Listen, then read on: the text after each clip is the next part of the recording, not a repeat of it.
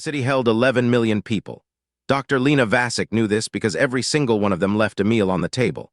Not scraped clean, not half-eaten, untouched. Warm food flash-frozen by atmospheric collapse when the city's climate shell failed. Bowls of something like grain porridge set out in rows across alien kitchens, as if the entire population had been called away from breakfast by the same voice at the same instant. Kethari sat beneath 40 meters of silicate dust on the fourth moon of Rathai's 7. Lena's team had drilled into it by accident while surveying mineral deposits for a colonial outpost. The bore punched through the ceiling of a transit hub. When the first drone descended, its cameras revealed a platform still displaying departure schedules. The dates were 34,000 years old. The destinations listed 17 star systems humanity had never heard of. Lena was not supposed to lead the excavation. She was a xenolinguist with a minor in urban archaeology attached to the survey team because her grant required fieldwork hours. But when the military archaeologists arrived and immediately began cataloging the city as a weapons cache, she filed a formal objection. The structures weren't bunkers. They were homes. She could tell by the windows. Every room faced inward toward the city's heart. These people had loved where they lived. The military team left after 8 months, disappointed. No weapons. No power cores worth extracting. They classified Kethari as a cultural site of minor interest and reassigned their funding. Lena stayed. Her university extended her grant twice, then stopped answering her messages. She funded the third year herself, selling the apartment she'd bought on Mars. She told her mother it was an investment. Her mother, who had raised 3 children in a cargo container on Titan, understood exactly what she meant. Year 2, she cracked the written language. The Kethari script wasn't alphabetic or syllabic. It was architectural. Each word was a tiny blueprint. To read a sentence, you had to mentally construct a small building and through it. The meaning was the experience of moving through the space. Lena spent 4 months just learning to read the word for door. It meant something closer to the moment between where you were and where you chose to be. Year 3, she mapped the residential districts. The Kethari had no prisons, no courthouses, no military installations of any kind. Conflict resolution happened in circular gardens at the center of each neighborhood, open spaces where, based on acoustic modeling, every voice would carry equally. They had no word for authority. The closest concept she found translated roughly to the one who remembers longest. Elders didn't rule. They simply carried more context. The food troubled her. 11 million meals prepared and set out but never eaten. Not a single bowl disturbed. She ran chemical analysis on 400 samples from across the city, all prepared within the same 90-minute window. This wasn't panic. This was coordination. 11 million individuals had each calmly prepared a morning meal, placed it on the table, and walked out together. As if the meal itself was the ritual. As if eating was what came after safety. And they already knew safety was over. Year 4, she found the observatory. It sat at the city's highest point, a dome of crystal so pure that 34,000 years of burial hadn't clouded it. The telescope inside still worked.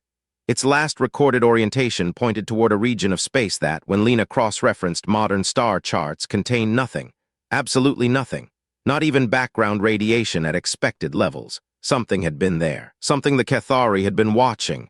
And then it, and every trace of it, had been erased. She found the first archive in Year 5. A chamber beneath the observatory, sealed with a mechanism that required you to hum a specific harmonic frequency to open. Lena discovered this by accident. She'd been singing to herself while working alone. The same lullaby her mother sang on Titan. The door recognized something in the melody's mathematical structure. Inside were 9,000 crystal tablets, each one densely inscribed. The Kethari had left their entire history in a room that opened to music. Translating the archive took 2 more years. The tablets weren't chronological. They were emotional. The Kethari organized history not by date but by feeling, all events associated with wonder in one section, all events associated with grief in another. Lena had to reconstruct the timeline herself, cross-referencing astronomical observations with geological data. The story that emerged was vast, beautiful, and increasingly frightening. The Kethari had watched something approach across deep time. Something they documented with growing precision and growing terror. The Kethari called it the Rev Sati. The term didn't translate cleanly. Rev was their word for a natural disaster, something powerful, indifferent, and environmental. Sati meant with hands. The closest English equivalent Lena could construct was a catastrophe that reaches for you. The Kethari had first detected evidence of the Rev Sati approximately 60,000 years before their evacuation. For 60,000 years, they watched it move through the galaxy. For 60,000 years, they prepared to run. The tablets described the Rev Satai's behavior in extraordinary detail. It didn't conquer worlds. It consumed ecosystems, not for resources, the Kethari were clear on this, but as a byproduct of expansion. It spread across planets the way mold spreads across fruit. It wasn't evil. The Kethari emphasized this repeatedly. It was simply alive in a way that left no room for anything else. It grew. It adapted. It solved every problem it encountered with the same answer: more of itself. Lena found the physical descriptions on a set of tablets stored separately from the rest, in a chamber that required 2 people to open. She had to rig a counterweight to simulate the second person. The Kethari had isolated these records deliberately, as if the information itself was dangerous. When she translated the first physical description, her stylus stopped moving. Then she set the tablet down very carefully and walked outside the archive and stood in the empty alien street for a long time. Bilateral symmetry, endoskeleton, binocular forward-facing vision optimized for tracking, persistence locomotion not fast but relentless, capable of sustained movement beyond any other known species. Omnivorous digestive system allowing survival on nearly any organic matter. Opposable manipulators of extraordinary precision. Social bonding through vocalization and facial muscle movement. Pack behavior scaling from small familial units to groups numbering in the billions. Adaptable to nearly every environment. The description was 16 tablets long. Lena recognized it by the 3rd line. She told herself she was wrong. The galaxy was vast. Convergent evolution was documented across dozens of worlds. Bilateral symmetry was common. Forward-facing eyes appeared in any predator species. She went back to the archive and pulled every tablet referencing the Rev Satai's biology. She translated them methodically, clinically, filling notebooks with anatomical details. Sweat glands for thermoregulation during sustained pursuit. Whites of the eyes visible to facilitate social gaze tracking. A larynx capable of producing an extraordinary range of sounds. Each detail was a nail. Year 7. Lena stopped sleeping well. She moved her cot into the archive because the walk back to base camp felt too long, too exposed. Not because she feared the dead city, because she feared what the city had feared. She started dreaming in Kethari spatial language, walking through word buildings in her sleep, reading sentences made of hallways. In the dreams, every hallway led to the same room, and in the room there was a mirror. The behavioral tablets were worse than the physical ones. The Rev Satai didn't just expand, it remembered. Every territory it claimed, it kept. Every resource it consumed, it tracked. It hoarded beyond need. It built monuments to its own presence. When it encountered other life, it categorized it instantly. Useful, dangerous, relevant. Useful life was domesticated. Dangerous life was exterminated. Irrelevant life was simply displaced. Its habitat converted without malice or hesitation. The way a river doesn't hate the bank it erodes. The Kethari had sent observation drones to study the Rev Satai's homeworld. The records of what they found occupied an entire wing of the archive. The Rev Satai had originated on a single planet, and in what the Kethari described as an impossibly short span, remade it entirely. They'd altered the atmosphere, redirected rivers, leveled mountains, eliminated approximately 60% of the planet's original species, and replaced them with organisms bred to serve their needs. They'd done this before they ever reached space. Lena found the debate tablets in year 8. For the last 10,000 years before evacuation, Kethari society had been consumed by a single question. Could the Rev Satai be communicated with? One faction argued yes. The Rev Satai demonstrated complex social behavior, art, even something resembling grief. Surely a species capable of grief could be reasoned with. The opposing faction pointed to the Rev Satai's own history. It had encountered 31 other intelligent species on its homeworld over evolutionary time. All 31 were extinct. The pro-contact faction sent a mathematical signal toward the Rev Satai's region of space. Primes, then geometric proofs, then basic physics, the universal language of minds that count. The response came faster than light-speed delay should have allowed. The Rev Satai had already been listening. They had detected the Kethari's observation drones and reverse-engineered their communication frequencies decades ago. They responded with their own mathematical proof. Elegant, beautiful, and embedded within it. A map of every Kethari colony they had already located. The debate ended that day, not with a vote, with silence. Lena found the transcript tablet shattered on the floor of the circular garden where it had been presented. Someone had dropped it. No one had picked it up. The pro-contact faction dissolved overnight, not because they'd been wrong about the Rev Satai's intelligence, because they'd been right. The Rev Satai were brilliant, they were curious, they were capable of breathtaking cognitive achievement, and none of that had ever, in their entire history, prevented them from consuming everything they touched. The evacuation plan had been ready for 8,000 years. 17 destination systems, selected for their distance from the Revsati's expansion corridor. Each colony designed to be invisible, no electromagnetic emissions, no atmospheric modification, no orbital infrastructure. The Kethari would become ghosts. They would take their music and their gardens and their circular debate halls and disappear so completely that the Revsati would find only dust. The plan required abandoning everything they'd built. They'd had 8,000 years to grieve that. It wasn't enough. On the morning of the evacuation, every household in Kethari prepared a final meal. Lena found the explanation on a single tablet near the city's central garden. It was a tradition. The meal was for the city itself, an offering to the place that had sheltered them. You set the table. You said goodbye to your kitchen, your windows, your view of the crystalline cliffs. You thanked the walls that had heard your children's laughter. And then you walked away.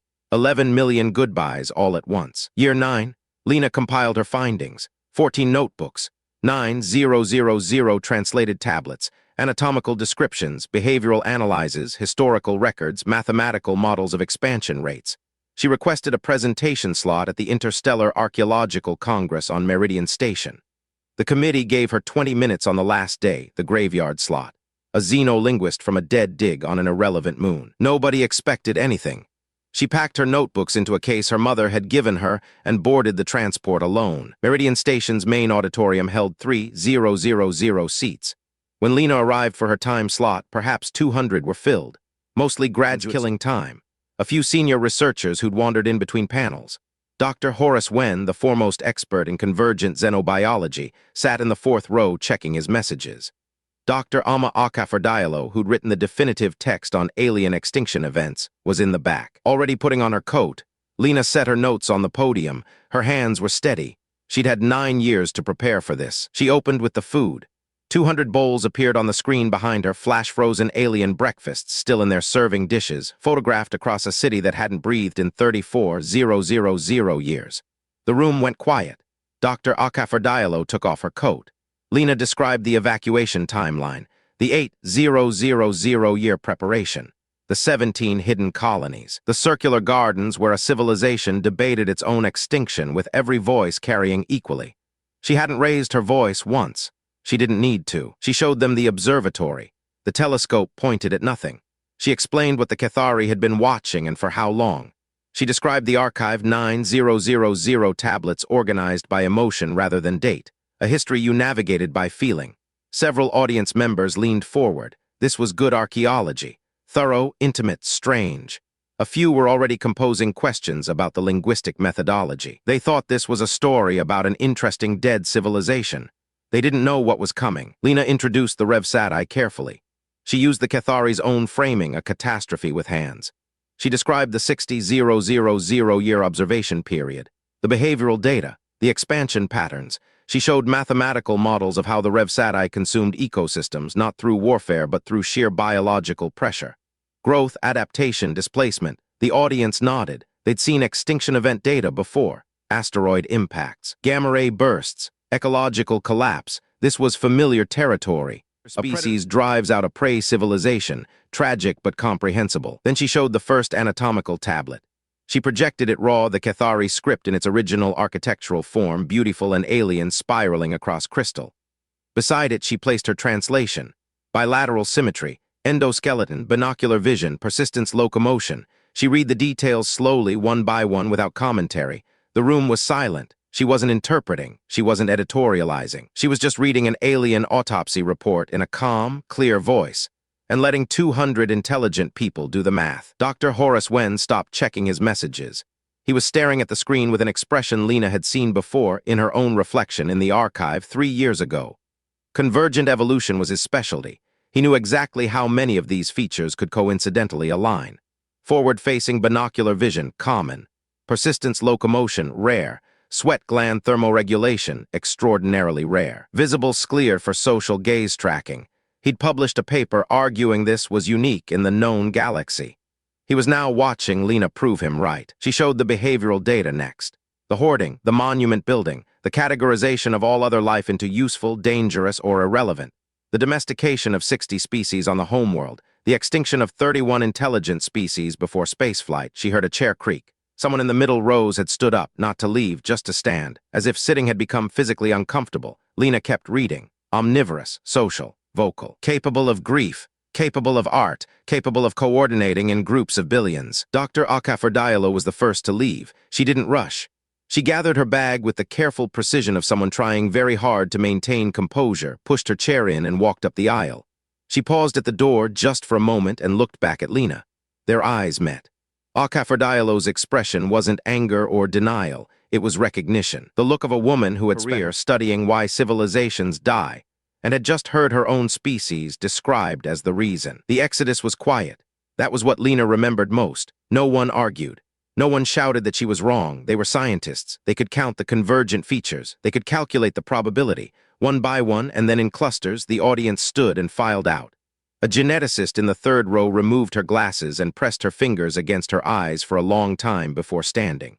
A xenobiologist near the aisle left his notebook behind, open to a page where he'd written a single word and underlined it 3 times. Lena kept presenting. She'd rehearsed this for 9 years and she was going to finish. She described the Kethari's final signal, the mathematical response that had ended all debate. She explained how a species of extraordinary intelligence, compassion, and communal wisdom had looked at the data and concluded that the Rev Sati could not be negotiated with, not because they were mindless, because they were brilliant and expanding and had never once in their entire history chosen to stop. The room was nearly empty now. She didn't lower her voice. Dr. Wen was the last senior researcher to leave. He sat through everything, the evacuation protocol, the hidden colonies, the final breakfast ritual. When Lena finished, he remained in his seat for nearly a full minute. Then he stood, walked to the podium, and placed his hand briefly on her stack of notebooks. He didn't say anything. He didn't need to.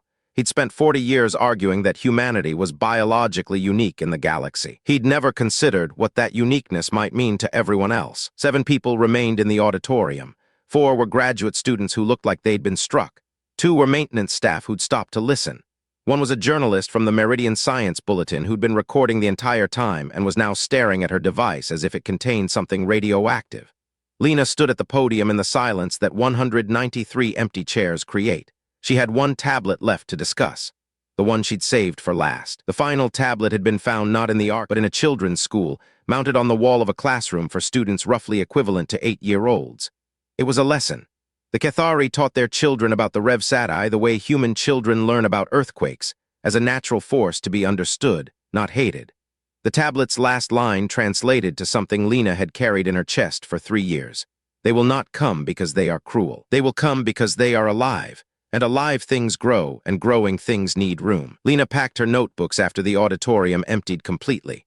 The maintenance staff dimmed the lights. She sat alone in the front row of the darkened room for a while, holding the case her mother had given her. She thought about Titan, about the cargo container where she'd grown up, about how her family had moved there because Earth was overcrowded and the colonies needed workers and humanity needed room. She thought about the Kethari word for door, the moment between where you were and where you chose to be. The Meridian Science Bulletin published her findings the next day. Within a week, it was the most read paper in the history of the journal. Within a month, the Interstellar Expansion Committee quietly tabled 3 colony proposals. No one cited Lena's work directly.